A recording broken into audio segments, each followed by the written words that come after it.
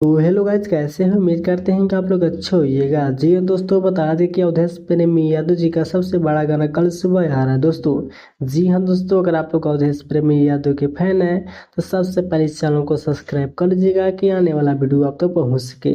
जी हाँ दोस्तों, आज हम अवधेश प्रेमी यादव जी के ऊपर बातचीत करेंगे, तो आप लोग इस वीडियो को शुरू से अंत तक जरूर देखें। जी हाँ, आज अवधेश प्रेमी यादव जी के बारे में फुल जानकारी इस वीडियो के माध्यम से दिया जाएगा दोस्तों। जी हाँ दोस्तों, तो चलिए जानते हैं सॉन्ग का टाइटल क्या है और इस सॉन्ग को लिखे किसने है और म्यूजिक किसने दिए हैं। जी हाँ, और किस कंपनी से रिलीज किया गया है। जी हाँ, आज इस वीडियो के माध्यम से फुल जानकारी देंगे, तो आप लोग इस वीडियो को शुरू से अंत तक जरूर देखिएगा।